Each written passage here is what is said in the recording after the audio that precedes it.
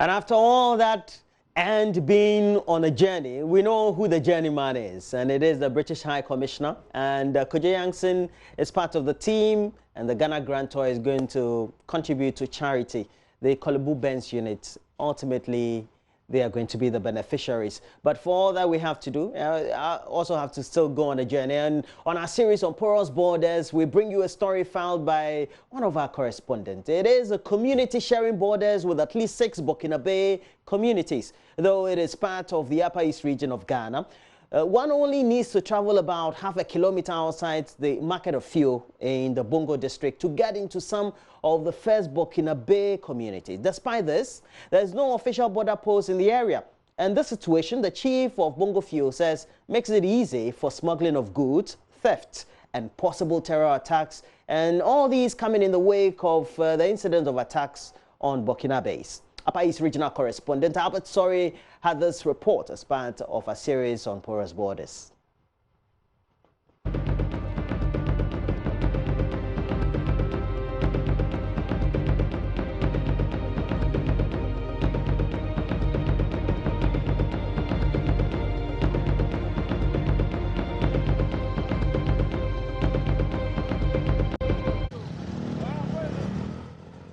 The Upper East region is located in the northeastern corner of Ghana and is the second smallest of the 16 administrative regions. The region is occupying a total land surface of about 8,842 square kilometers, or 2.7% of the total land area of Ghana. It is bordered by Burkina Faso to the north, Togo to the east, the Upper West region to the west, and the northern region to the south. Some of Ghana's official border posts in the Upper East region are located at Paga, Kulungugu, and Pulmakum. At these borders, persons coming into the country are screened thoroughly by immigration and custom officials before they are allowed entry. However, exactly same cannot be said of few in the Bongo district. But where we are here, you see, this is Jelwongo, just where I'm talking. For you can just cross here. In Jelwongo, you can just cross here. Often called Bongo-Feo, this community is neighbor to at least 6 Burkinabe communities, some of which are less than a kilometer away, according to the chief, Naba Ayenaba Azare. If I just show my left here is Jelwongo. I go here, you go to ZC and you enter Ziu. You go up there, there is a place called Nargia. There's a place there you can enter Ziu.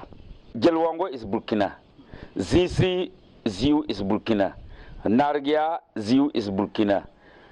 Yelbia, Yelbisi is Burkina. Subuga, that's Subuga. Despite this, there is no official border post in the area. So there have been several times of stealing from Burkina Faso, and we have intercepted them. Terrorism, it can happen. When stealing can happen, why in the night or as the borders are porous and there's no any security man nearby or not permanent. There's a lot of smuggling which is passing here, outside the country and into the country. We have been seeing it. Yeah, I've seen it several times. The truck will come at an odd hour and pass. There are immigration and customs checkpoints with assigned officers in the area, but the chief believes this is not enough. They are far away. They are just here during daytime, but in the night you don't see them. And you know how terrorists come in? They pass through the porous routes. If not, they pass through the bush. And here we have the bush where they can pass through. So this is what we have seen, that there's a need to have a border post here, and we will work hand in hand. This place here is one of the endpoints of the fuel market. It is only about half a kilometer away from one of the closest Burkina Faso communities. Desmond Atambiri is the assemblyman for the fuel electoral area.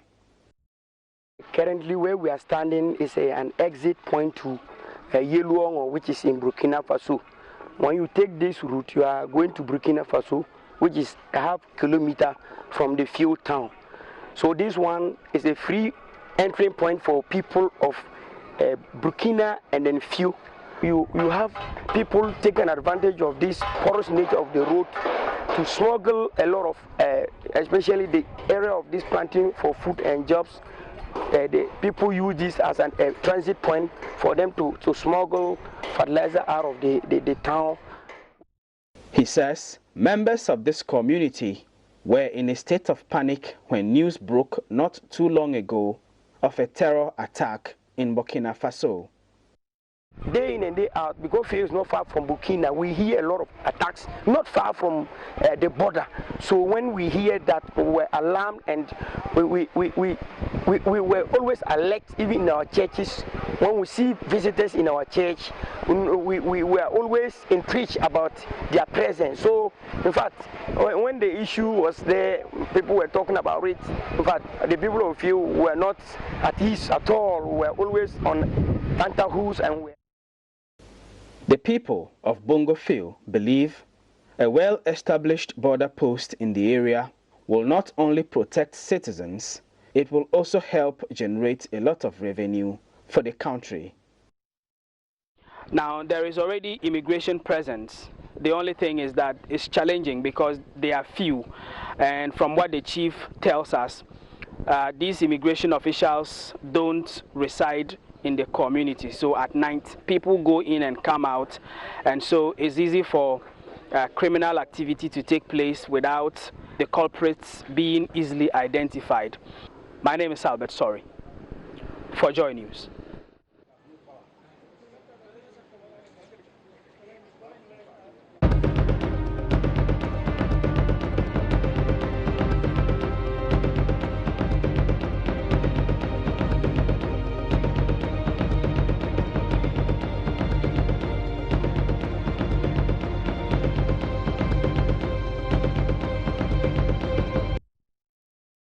And that takes us to the world of entertainment as we look at some highlights on AM Showbiz.